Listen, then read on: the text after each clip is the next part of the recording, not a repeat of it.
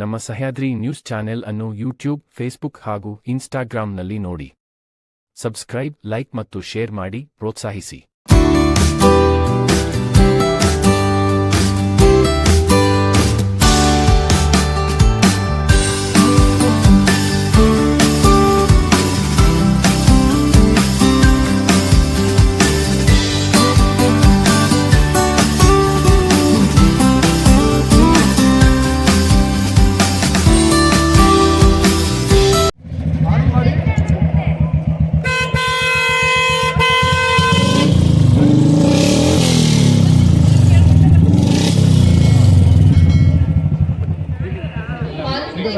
ದಂಡವನ್ನ ನಮ್ಮ ಸಂಚಾರಿ ಪೊಲೀಸ್ ಇಲಾಖೆಯವರು ವಿಧಿಸುತ್ತಾರೆ. ಯಾವ ರೀತಿಯಾದಂತಹ ಹೆಲ್ಮೆಟ್ ಅನ್ನ ಹಾಕಬೇಕು, ಎಲ್ಲದಕ್ಕಿಂತ ಹೆಚ್ಚಾಗಿ ಮದ್ಯಪಾನ ಮಾಡಿ ವಾಹನ ಚಲಾಯಿಸೋದು, ಇವೆಲ್ಲವೂ ಕೂಡ ಪೊಲೀಸ್ ಸಂಚಾರಿ ನಿಯಮ ಪ್ರಕಾರ ಅವನ್ನ ನೀವು ಪಾಲಿಸಲೇಬೇಕಾಗತ್ತೆ. ಪಾಲಿಸುವಂತಹ ನಿಟ್ಟಿನಲ್ಲಿ, ನಿಮಗೆ ಜಾಗೃತಿ ಮೂಡಿಸುವಂತಹ ನಿಟ್ಟಿನಲ್ಲಿ ಈ ವಿಶೇಷವಾದಂತಹ ವಿಭಿನ್ನವಾದಂತಹ ಕಾರ್ಯಕ್ರಮವನ್ನ ನಮ್ಮ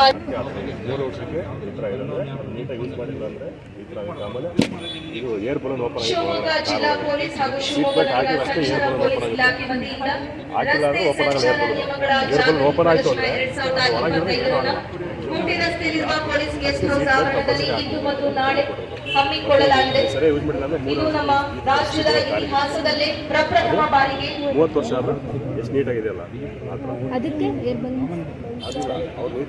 ಶಿವಮೊಗ್ಗ ಜಿಲ್ಲಾ ಹಾಗೂ ಶಿವಮೊಗ್ಗ ನಗರ ಸಂಚಾರ ಪೊಲೀಸ್ ಇಲಾಖೆ ವತಿಯಿಂದ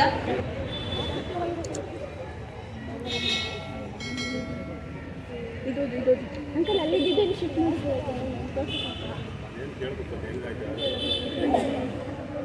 ನೀಟಾಗಿ ಯೂಸ್ ಮಾಡಿದ್ದಾರೆ.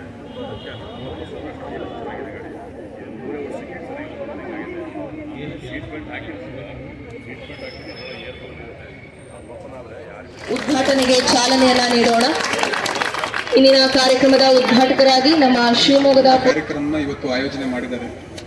ನಾನು ಕೂಡ ಎಕ್ಸ್ಪೆಕ್ಟ್ ಮಾಡಿರಲಿಲ್ಲ ಇಷ್ಟೊಂದು ಚೆನ್ನಾಗಿ ಇದು ಬರುತ್ತೆ ಅಂತ. ಕಂಪ್ಲೀಟ್ಲಿ ಅವ್ರ ಇಂಟ್ರೆಸ್ಟ್ ತಗೊಂಡು ಮಾಡಿದ್ದಾರೆ. ಅವ್ರಿಗೆ ಅಭಿನಂದನೆಗಳನ್ನ ಸಲ್ಲಿಸಲಿಕ್ಕೆ ಇಷ್ಟಪಡ್ತೀನಿ. ಪೊಲೀಸ್ನಲ್ಲೂ, ಪೊಲೀಸ್ ಇಲಾಖೆನಲ್ಲೂ ಕ್ರಿಯೇಟಿವಿಟಿ ಇರುತ್ತೆ ಅಂತ ಇದು ಪ್ರೂವ್ ಮಾಡಿದೆ. ಸೊ ಅದಕ್ಕೋಸ್ಕರ ಅಭಿನಂದನೆಗಳನ್ನ ತಿಳಿಸ್ತೀನಿ ಎಲ್ಲರಿಗೂ ಕೂಡ. ಸಾಕಷ್ಟು ಹೆಚ್ಚುತ್ತಾ ಇದೆ, ಒಳ್ಳೆ ರೋಡ್ಸ್ ಆಗ್ತಾ ಇದೆ, ವೆಹಿಕಲ್ಸ್ ಕೂಡ ಸಾಕಷ್ಟು ವೇಗವಾಗಿ ಹೋಗ್ತಕ್ಕಂಥ ಕೆಪಾಸಿಟಿನ ಹೊಂದಿರ್ತದೆ. ಸೊ ಹಾಗೆ ಯುವಕರು ರೋಡ್ ಮೇಲೆ ಪ್ರಾಣ ಬಿಡ್ತಾ ಇದ್ದಾರೆ. ನಮ್ಮ ಶಿವಮೊಗ್ಗ ಜಿಲ್ಲೆನಲ್ಲಿ ಒಟ್ಟಾರೆ ಒಂದು ವರ್ಷದಲ್ಲಿ ಒಂದು 30ರಿಂದ 35 murder ಪ್ರಕರಣಗಳಾದರೆ 350ರಿಂದ 360 accident ಪ್ರಕರಣಗಳಾಗ್ತವೆ, fatal deaths.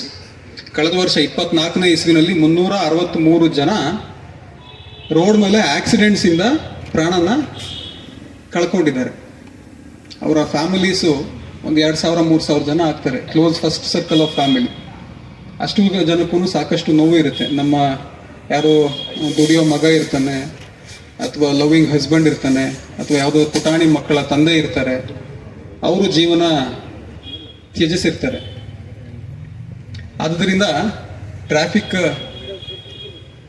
Rules ಏನಿರುತ್ತೆ ಅದನ್ನು ಕಡ್ಡಾಯವಾಗಿ ನಾವೆಲ್ಲರೂ ಕೂಡ ಪಾಲನೆ ಮಾಡಬೇಕು. ಎಸ್ಪೆಷಲಿ ಇವತ್ತು 15-16 ವಯಸ್ಸಿನ ಮಕ್ಕಳು ಬಂದಿದ್ದೀರಿ. ನಿಮಗೆಲ್ಲ ಈಗಲೇ ಗಾಡಿ ಓಡಿಸ್ಲಿಕ್ಕೆ ಪರವಾನಗಿ ಕೂಡ ಇರೋದಿಲ್ಲ.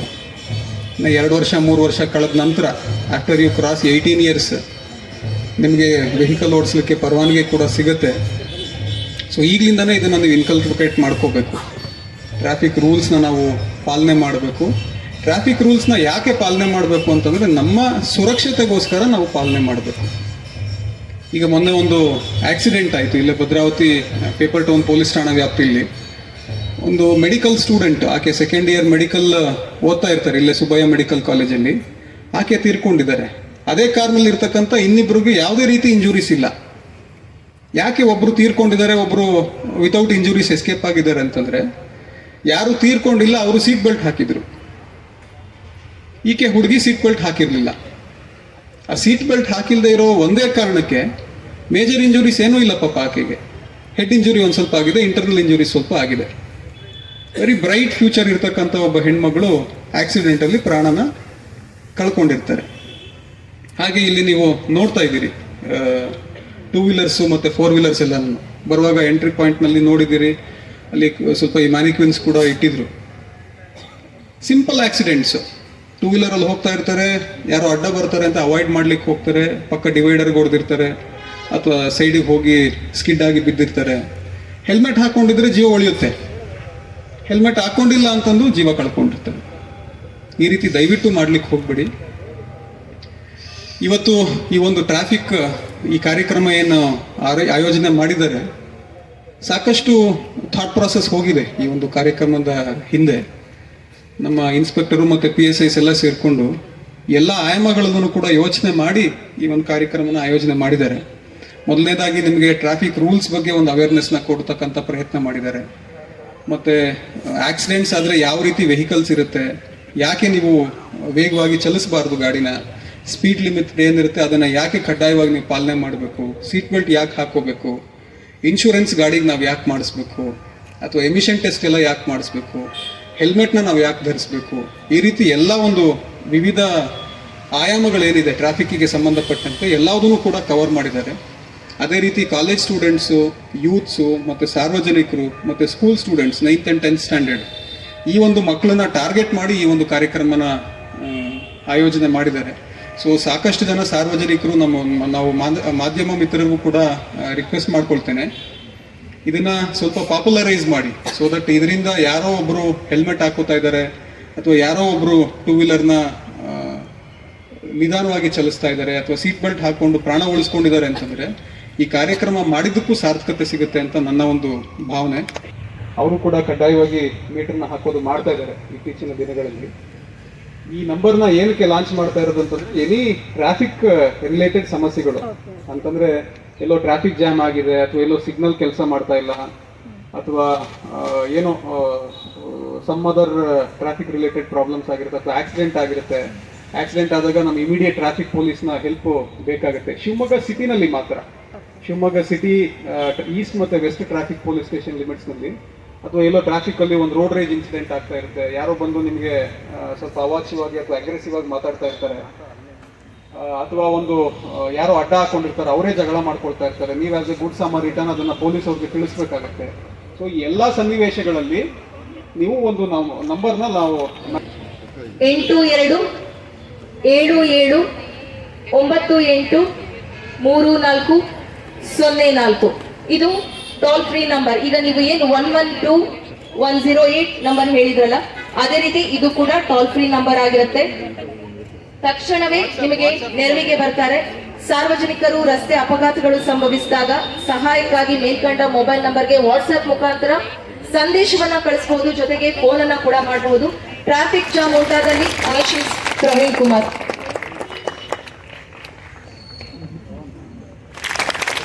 ಜೀವವನ್ನ ಉಳಿಸಿದಂತಹ ರಕ್ಷಕರನ್ನ ಗುರುತಿಸಿ ಗೌರವಿಸುವಂತಹ ಗಾಯಾಳುಗಳನ್ನ ತಕ್ಷಣವೇ ಆಸ್ಪತ್ರೆಗೆ ದಾಖಲಿಸಿ ಅವರಿಗೆ ಬೇಕಾದಂತಹ ಚಿಕಿತ್ಸೆ ಹಾಗೂ ಪ್ರವೀಣ್ ಕುಮಾರ್ ಅವರು ಇವರಿಗೆ ಮತ್ತೊಮ್ಮೆ ಸೇರಿಸಲಿಕ್ಕೆ ಹಿಂಜರಿತಾರೆ. ಎಲ್ಲಿ ಕೇಸ್ ನಮ್ಮ ಮೇಲೆ ಬರುತ್ತೋ, ನಾವು ಯಾವ ಡಾಕ್ಯುಮೆಂಟ್ಸ್ ಗಳನ್ನ ಕೊಡಬೇಕಾಗುತ್ತೋ ಅಂತ ಹೇಳಿ ಎಲ್ಲರೂ ಹಿಂಜರಿಯುವಂತದ್ದು ಸಾಮಾನ್ಯ.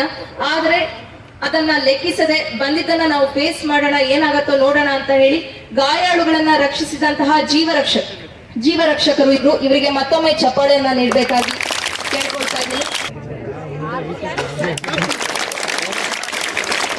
ತರಗತಿಯ ವಿದ್ಯಾರ್ಥಿ ಎಲ್ಲರೂ ಕೂಡ ಇವರಿಗೆ ಚಪ್ಪಾಳೆ ಮೂಲಕ ಪ್ರೋತ್ಸಾಹ ನೀಡಬೇಕಾಗಿ ಕೇಳಿಕೊಳ್ಳಿ. ಸಾಕೇತ್ 8ನೇ ತರಗತಿ ವಿದ್ಯಾರ್ಥಿ, ತೃತೀಯ ಭೂಮಿಕಾ 8ನೇ ತರಗತಿ ವಿದ್ಯಾರ್ಥಿ.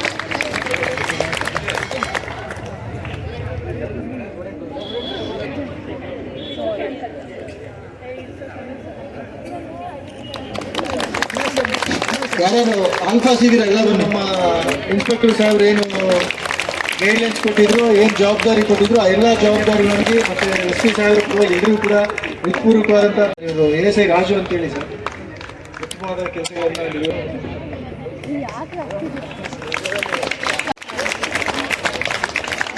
ಶ್ರೀನಿವಾಸ್ ನೀನು ಗೊತ್ತಿಲ್ಲ.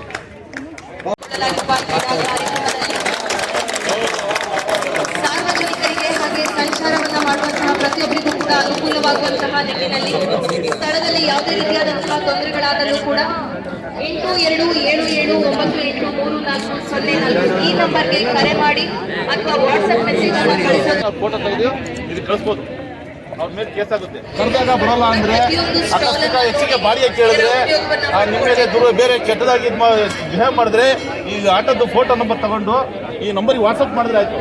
ಆದರೆ SMG ನಂಬರ್ ಇರುತ್ತೆ, ಆಟೋ ನಂಬರ್ ಇರುತ್ತೆ, ಅವ್ರ ಮೇಲೆ ಕೇಸ್ ಆಗುತ್ತೆ. ನೀವೆಲ್ಲರ ಹೋಗಿ ಪಟ್ಟಂತ ಫೋಟೋ ತಗೊಳ್ಳಿ, ಅವ್ರು ಕರ್ನಾಟಕದ ಬರ್ತಾರೆ, ಮೀಟ್ರ್ ಹಾಕ್ತಾರೆ. ಎಲ್ಲೂ ಪ್ರಯಾಣ ಮಾಡ್ಬಿಡ್ರಿ, ಹೆಚ್ಚಿಗೆ ಪ್ರಯಾಣ ಬಾಡಿಗೆ ಕೊಡ್ಬೇಡ್ರಿ ಆಯ್ತಾ. ನೀವು ಕೇಳಿದಾಗೆಲ್ಲ ಬರ್ತಾರೆ ಅವರು. ಆಮೇಲೆ